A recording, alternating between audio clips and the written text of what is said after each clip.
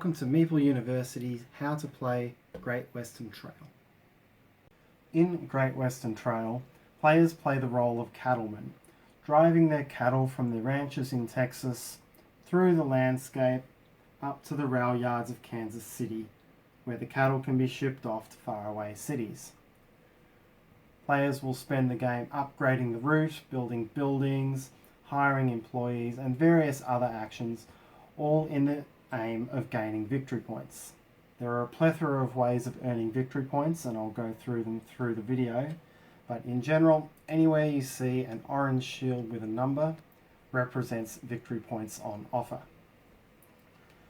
The timing of the game is controlled by this marker, which will move down the board as players make deliveries to Kansas City. When the marker leaves the board, this triggers the end of the game. I won't go through the full setup of the game, but I will explain the things that you'll see in your player area. Each player begins with 14 cattle cards, 5 grey jersey cards of value 1, and 3 each of 3 different types of cattle of value 2. These are shuffled together into the player's cattle deck, and a starting hand of 4 cards is drawn. The rest of the deck stays here. The player will be able to see these cards, but they'll be kept hidden from opponents. Beside the player's player board are the 10 building tiles that will be used during the game. Building tiles are double-sided, but players will agree at the start of the game which side of each tile to use, and all players will have access to the same 10 buildings.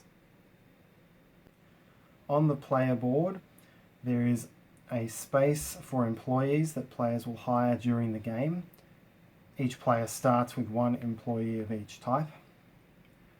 There is a space for beef certificates, which will increase the value of deliveries. On the left is a space for auxiliary actions, which represent 5 basic actions which can be unlocked and taken during the game. And then up here along the top are the 3 steps of a player turn. There are 14 coloured discs all over this, blocking off various parts of the actions.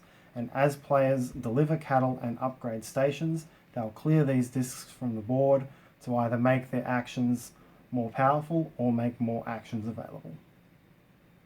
Finally, each player begins with some money based on where they are in the turn order, a starting objective card which I'll go through later, and the cattleman figure starts off the board.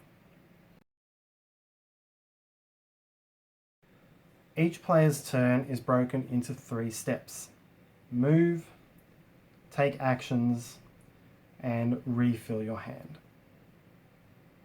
The first step is movement.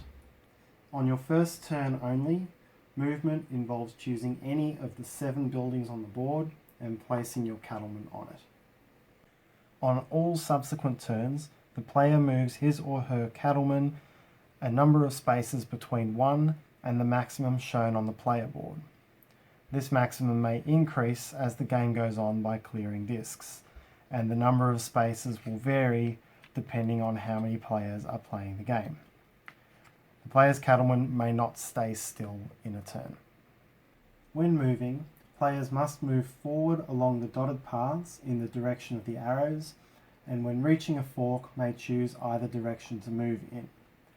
When counting spaces, only spaces which are filled with a tile, whether large or small, count towards the total count.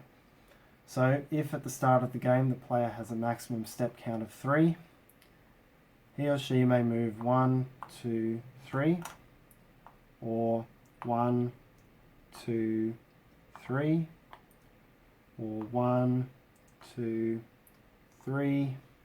All may stop short, move 1, 2, 1, and so on. Players may move into or through spaces with other players' cattlemen without effect. When a player enters or passes through a tile with a hand on it, other than one in a building of his or her own colour, he or she must pay a toll. When going through a hazard space, the fee is paid to the bank, and when going through another player's building, the fee is paid to that player. Hands can be green or black, and the cost for that fee is shown in the movement space of the player board. This also varies depending on the number of players in the game. If the player does not have enough money to pay the fee, the player may still move through without paying, but this only occurs if the player has run out of money. The second phase of a player's turn is to take actions in the location where he or she finished movement. If the player finishes on a neutral building or on a building of that player's colour, the player may take any or all of the actions associated with that building in any order. Additionally, some tiles, when placed on a track with hazards, have an additional action shown off to the side of the tile, and this may also be performed. If the player finishes movement in a building of another player's colour, or on a hazard tile, or a TP tile, the player may only take a single auxiliary action. That is one of the actions on the player's player board. These are the auxiliary actions here.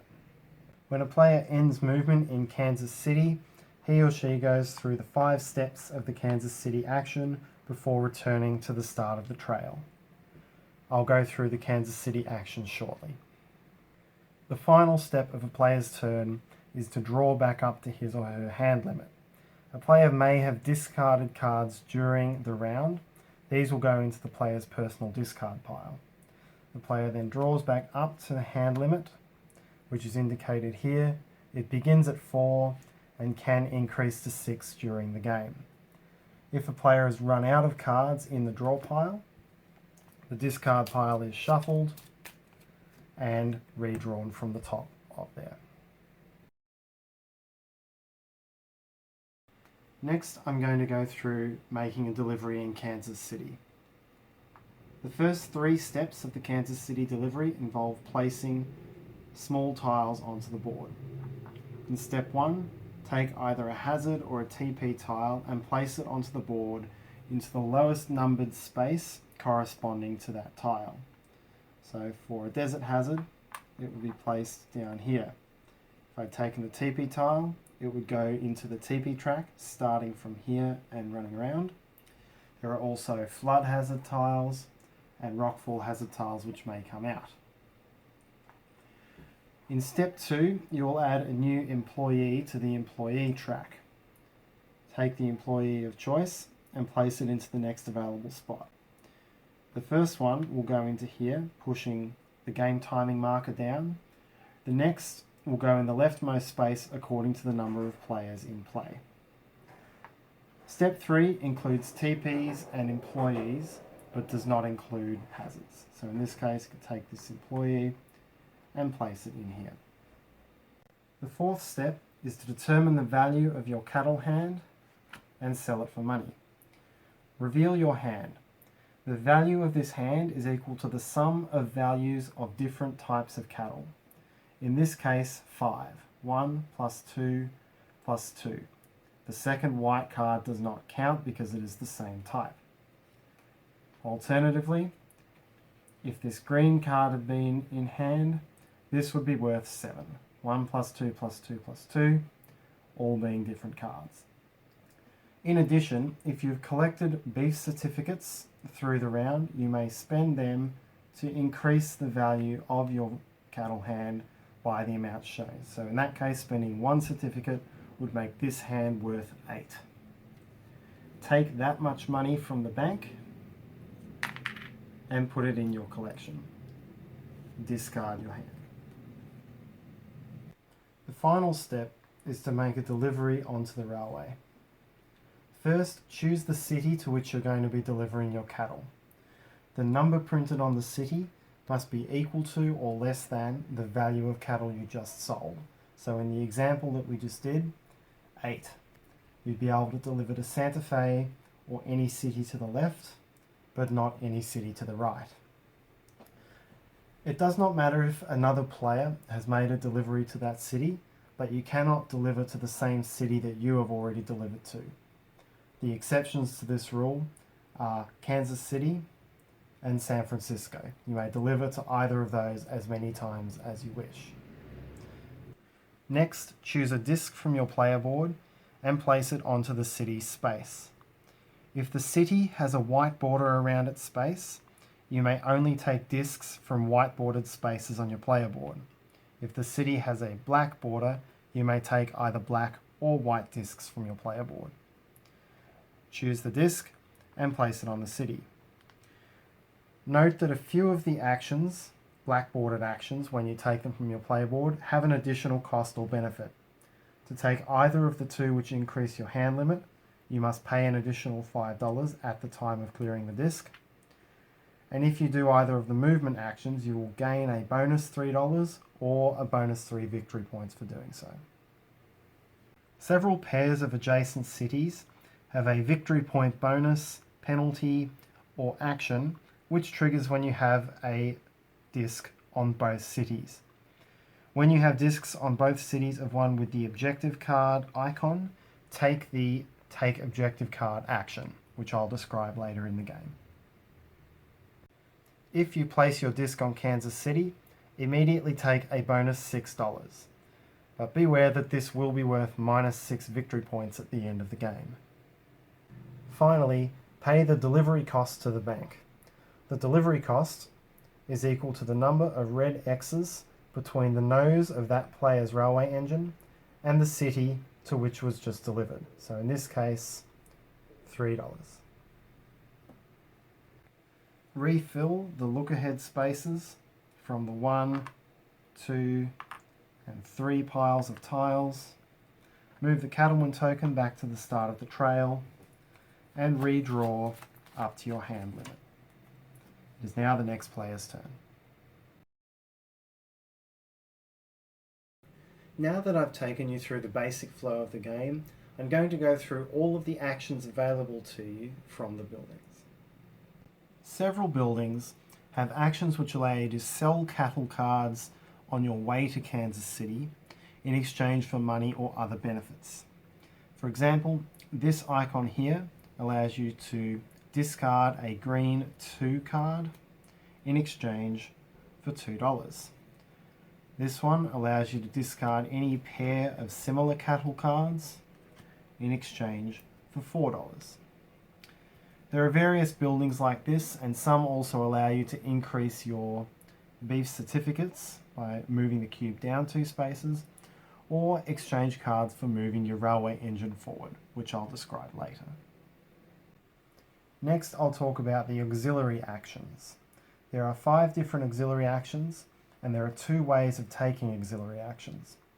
The single auxiliary action, indicated by this icon, is the only option available to you when you land on another player's building or a hazard or TP.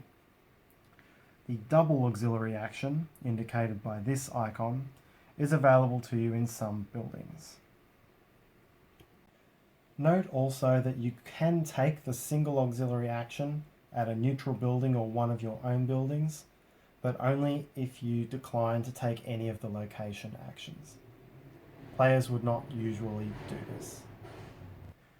To do a single auxiliary action, choose any one of your 5 auxiliary actions other than those which have both spaces covered and perform that action once.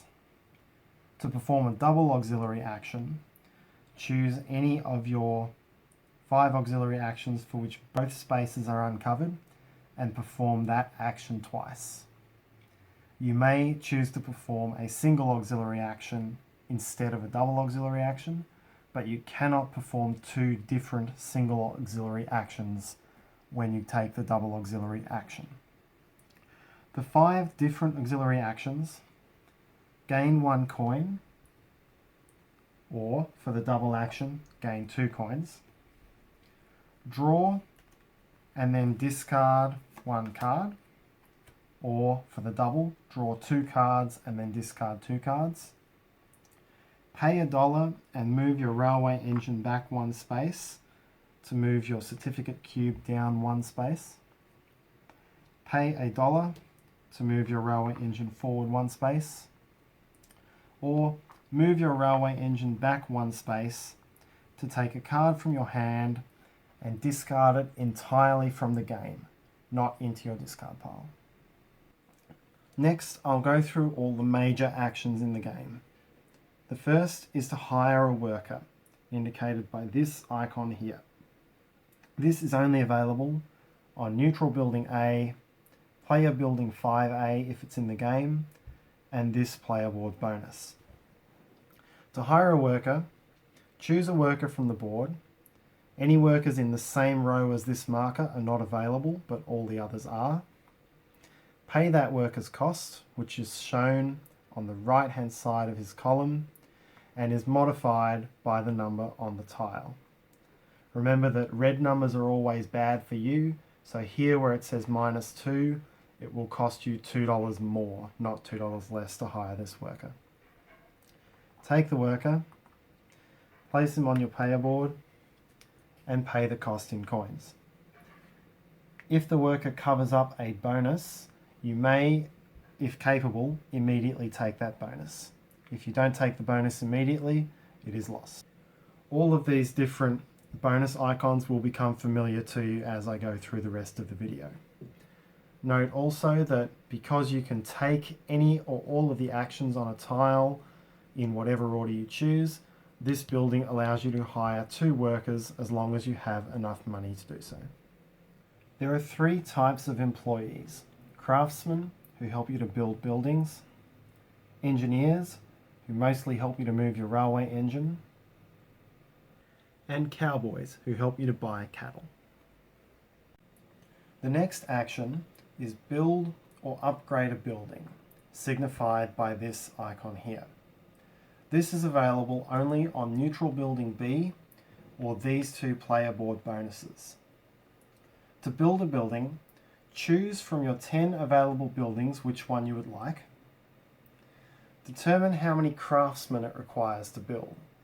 That's the number shown in the top left corner. Make sure you have that many craftsmen in your employ. Then pay each craftsman the number of dollars shown on the tile. On this tile, it costs $2 per craftsman, and for these bonuses, $1 per craftsman. So to build this 3 craftsman building off the tile would cost $6. Pay that to the bank and then place it on any vacant space on the board. It does not matter where your cattleman is, you can place this anywhere.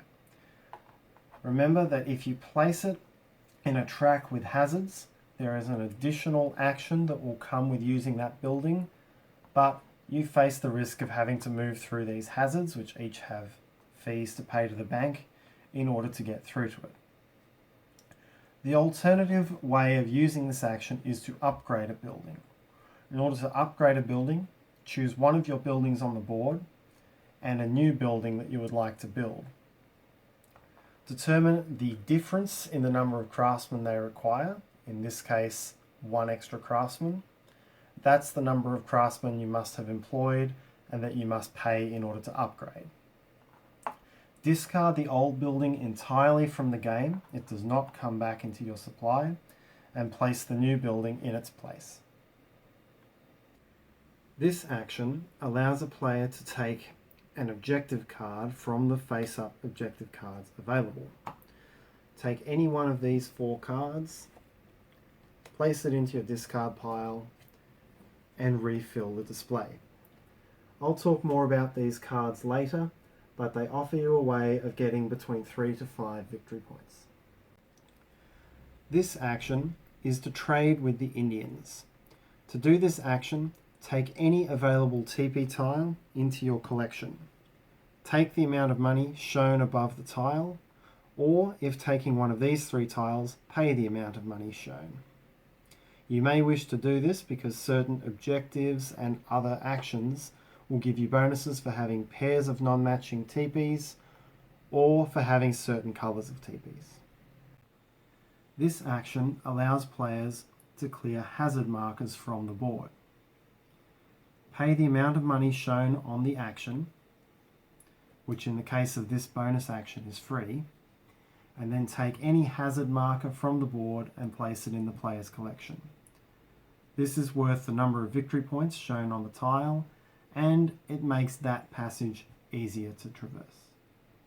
The next option is to visit the cattle market, which is available only on neutral tile E and player tile 2A if it's in the game. The cattle market is shown at the bottom of the board, and it shows all of the improved types of cattle you can buy during the game. There are 3 different types of cattle with a breeding value of 3. Yellow ones are worth 1 victory point, red ones 2, and blue ones 3. There are brown cattle with a breeding value of 4, worth between 3 and 5 victory points, and the purple cattle have a breeding value of 5 and are worth between 5 and 7 victory points. In order to buy cattle from the market, you must put your cowboys to work in making the purchases, and in general, the more cowboys you have, the cheaper a certain purchase will be. So, for the cattle with value 3, for example, one cowboy would have to spend $6 to buy one cattle card, but 2 would only have to spend 3 to buy that cattle card, and 3 could be put to work buying 2 of those cards for only $5. You can spend as many cowboy actions as you have cowboys available. The one other option available to you is that you can use one of your cowboys actions to draw 2 new cards and add them into the cattle market. So in this case, with 5 cowboys, I could have spent 1 action to draw those 2 extra cards, and then 1 cowboy to buy one of these cards for $6, and the remaining 3 cowboys to buy one of these cards, taking the highest victory point value of course, for $6. Pay the $12 to the bank and place these cards into your discard pile. When this timing marker crosses one of these 2 yellow arrows, the cattle market refills to its initial quantity. 7 in a 2-player game, 10 in a 3-player game, and 13 in a 4-player game. The next actions all involve moving your railway engine. This is signified by this symbol here, a railway engine with a forward arrow, or in some cases a backwards arrow. A common and powerful action is this one here, which allows you to move your engine forward 1 space for every engineer you have in your employ, in this case 4. When moving along the track, you skip over other engines as if they weren't there, not counting that space. So to move this engine forward 4 spaces will be counted 1, 2, 3, 4. When you're at a space with a switch and you take a movement, you may choose to continue on the main track or duck into the station. If you stop at the station, your movement ends there and any remaining movement points are lost. You may then upgrade the station. Pay the cost in money shown here, and you will gain a number of victory points shown underneath. Take one of the discs from your player board and place it on that station space.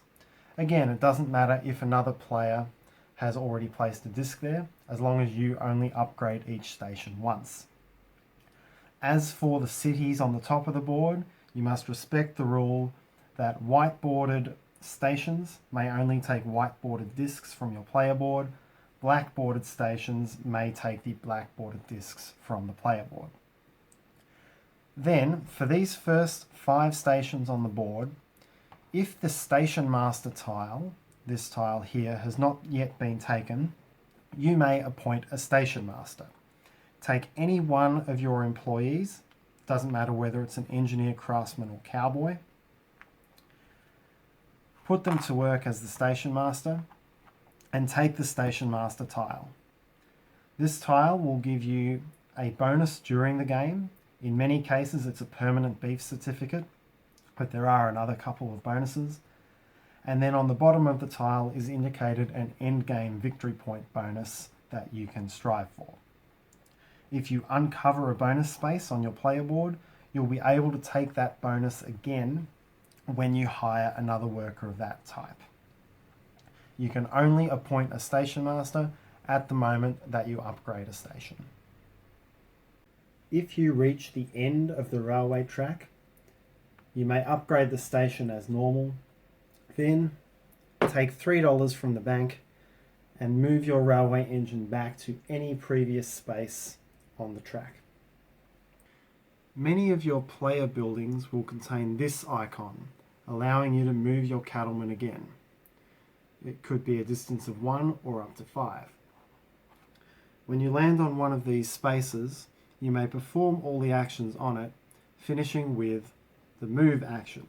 Move one further space down the board, and then perform all the actions on the new building that you're in.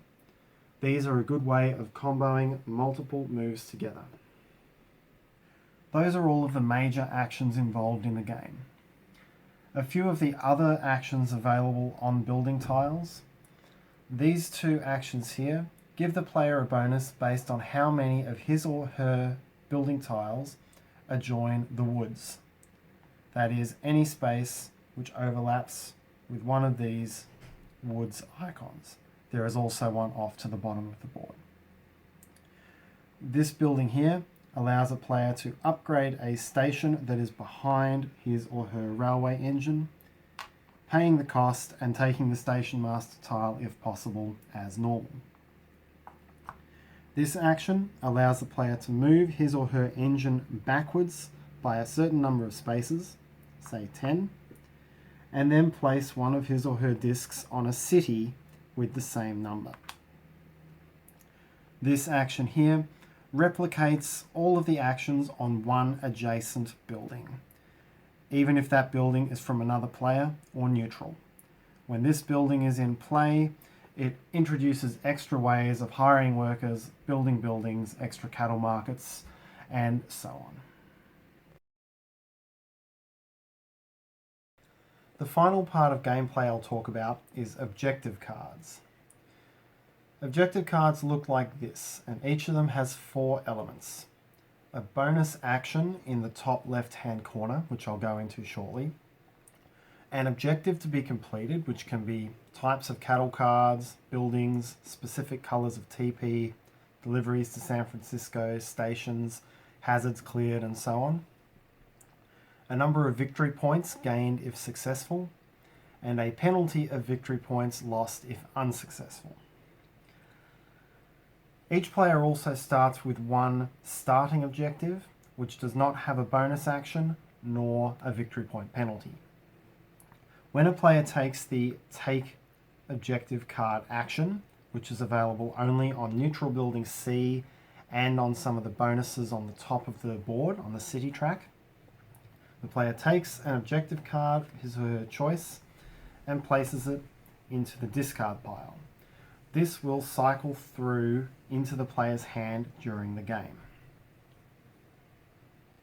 When a player has objective cards in his or her hand, they can only be discarded to the discard pile using some other action in the game, such as this auxiliary action, which allows the discard of cards.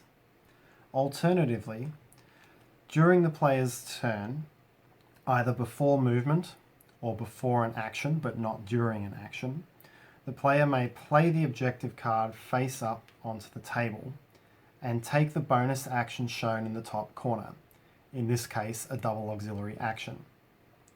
This card then stays in play face up for the rest of the game. This can be done as many times on a player's turn as he or she has objective cards. However, this comes with a risk. When playing a card face up into the table, it is this which activates the victory point penalty for failing to complete the objective. If the card had stayed in the player's hand or deck and the player failed to complete the objective, the penalty would not apply. All of the bonus actions on the objective cards should be familiar by now except for this one. Playing this one allows a player to move his or her cattleman forward up to 3 spaces, but without paying any fees for walking through hands and without performing the action at the destination. When a player visits Kansas City and places a worker on the job market such that this token is pushed off the board, the end of the game is triggered. The player who triggered the end of the game takes that token into his or her collection, and then each other player takes one more turn before the game is over. Based on the way the game is timed, each player will make an average of 5 to 7 visits to Kansas City, but this will depend on exactly how they're playing the game. Final scoring is evaluated in 11 steps. Firstly, gain 3 victory points for every $5 remaining, in this case 3. Next, take all your building tiles off the board and score victory points equal to the number in the top corner, in this case 11. Thirdly, look at the city track and score victory points or lose victory points according to the positioning of your discs. Remember that a symbol shown on a green arrow triggers only when the adjacent cities both have discs of your colour.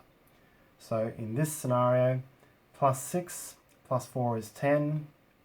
This one is not triggered. -1 is 9.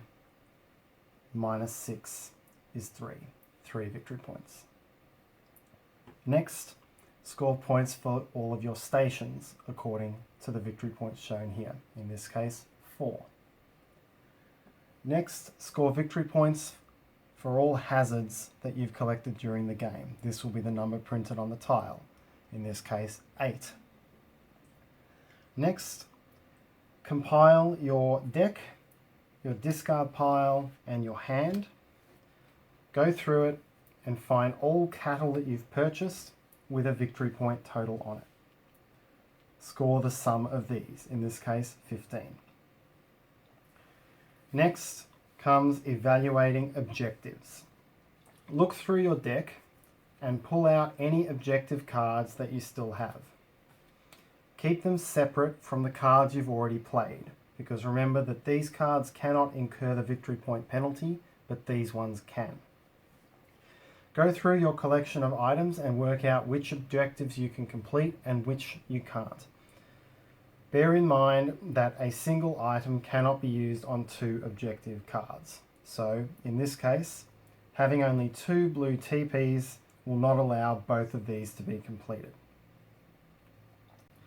Assign items to the victory cards, or to the objective cards, however you please. Taking stations off the board, showing hazards, and so forth. Score the victory points for any objective you complete. Lose victory points for any objectives in this row that you failed to complete.